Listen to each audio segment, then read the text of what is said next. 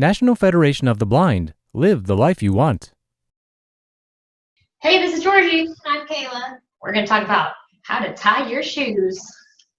A very important skill.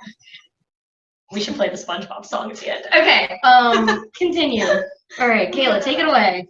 All right, so one thing that helps me is to actually have my shoe on when you're learning to tie your shoes, because you can just sort of feel how tight the laces are and feel and make sure that it's tied tightly and securely on your foot. And because in real life, you need to put your shoes on first before you tie them. For real. So that you don't tie them with no feet inside. Okay.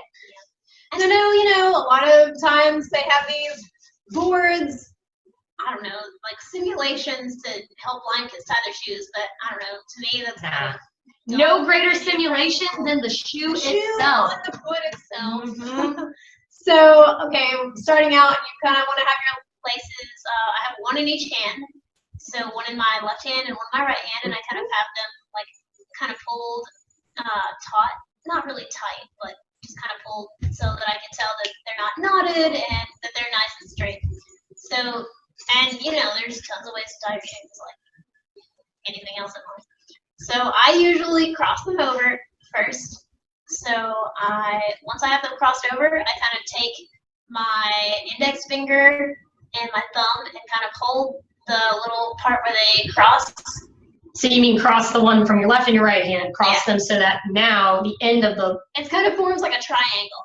Mm-hmm. And so you're holding the top part of the triangle in between your thumb and your index finger. Yep. And so you take the right part of the shoestring that's kind of hanging down, because you have the right part, you have the right side and the left side of your strings kind of dangling down. So I take the right side and pull it under the triangle, so it kind of makes a little knot, and then you just slide pull it all the way through. Slide up and grab those dangly ends, and you just pull it through so that it makes a knot. And you can double knot your shoes if you want. I typically do. Sometimes people don't always do that, but these particular shoelaces come in tight a lot. So and then again, I have the shoe on my foot, so I can feel how tight the knot actually is. So I'm going to make another knot doing exactly what I did before. So there we go. We have a double knot, and you can feel and make sure that it's totally nice and secure. I'm going to feel my double knot. Okay. Good stuff. And then I take the remaining ends and just kind of fold them over, make I guess little bunny ears or whatever. And then so you do the two bunny ear method. Yeah. Ooh, you're so different. Okay, you do yours. So, you do yours. I'm getting them, and I'm like I said, holding them with my with my thumb and my index finger. Oh. On your right hand. Yeah, in my right hand, and then this one popped out, so I'm gonna stick it back in. Let's see. Yeah, stick it back in. So there's the bunny ear, and you can pull it tight, and there we go. Tied a shoe. Wow, you do it so different than me.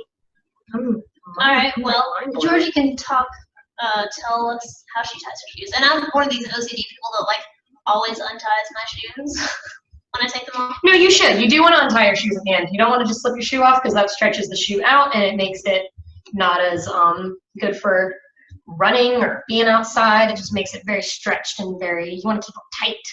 Speaking as someone who runs, keep your shoes tight. Okay, so the way I do it, similar start to Kayla's. So I crisscross them. So you have the one in your left and your right. You crisscross. And so now the one that was in your left is in your right, and the one that was in your right is in your left. And you have the two ends. And it's like Kayla said, they make a little triangle. You find the tip, the apex, if you will, the tip of that triangle. You take the one in your right hand, pull it through the middle of the triangle, just like Kayla said. Pull them really tight, and then I make my bunny ear with my right hand. My right ones, I make the bunny ear, and then the left, I go, the around the world technique, right? Isn't that what it's called, or something like that? So you got your little bunny ear in your right hand between your thumb and forefinger, and then you do your left. You take the left string. It's not in a bunny ear. It's just one. Yeah, you only have one bunny ear on the right side. The left one, and you do it around. You make it go around so that it almost feels like it's going to trap your finger. It should actually trap your fingers in there. And when you pull it around, the piece that will be to the left of your bunny ear, you reach over and you grab that piece and you pull it through and you make a little bow. And that's how I do mine. And then Oh, I mean, we get the same product. we We get the same. I'm sorry, tie it again. we get the same end result. Mhm. There's multiple ways to tie your shoes. But it's very important to see.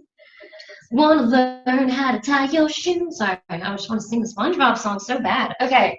And then with mine, with the double knotting, I do it with the bunny ears at the end. So the two bunny, yeah, so I'm going to do it on yours. I take these two bunny ears and I put Sorry, them. those laces are kind of It's cool. Your laces are so short. I know. But yeah, They're super long. I do them with bunny ears.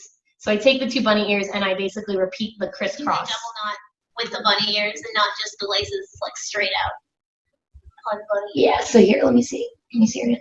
So you do the two bunny ears and then you go through the middle. Oh, you just make a knot with bunny ears. Yep. Oh, that's cool. Yeah. That works. They both work though. Yeah. Double knotting is very, very good, like Kayla said, because then your shoes are they're not going to come untied and you're not going to get stuck And you're sitting not down gonna, in a crowd. Well, like when you're walking on the sidewalk, you're not gonna have to like find a little patch to like put your cane down. Like, Oh, girl, down, I just stop where I am and tie. I mean, I move over. You know, Yeah, you're a little more polite move than over me. to the right side. Typically. But yeah, tying your shoes is a completely non-visual activity for everybody. I mean, I think, going out to the parents out there, like you could probably do it with your eyes closed.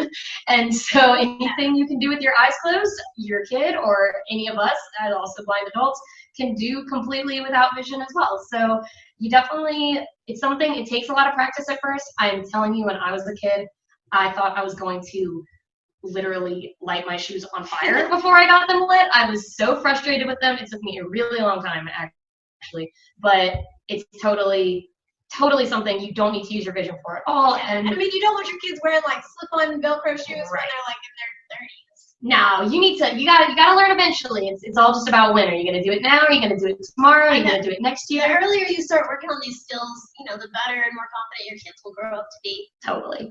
And if you're the kid, the more confident you will grow up Yeah. to be. Definitely. Speaking as I say, as someone who struggled with it, I can definitely do it on the fly now, and I'm sure you will too, with lots of practice. And you've got tons of time to practice right now, so go get some shoes, get out all your shoes, all your laces, Tie your brother's shoes so he can't get them untied. tie your brother's shoes together. That's what I was gonna Yeah. say. The quicker you learn how to tie shoes, the quicker you can play all kinds of pranks on your parents and siblings by tying their shoes together. You're welcome. You're welcome. for these great prank ideas. Go have Okay. fun and tie some shoes. Go tie some shoes, and we'll see y'all soon with another video. Connect with us. Follow us on Twitter and Instagram at NFB_voice. And like us on Facebook by searching for National Federation of the Blind. Visit our website at nfb.org or call us at 410-659-9314.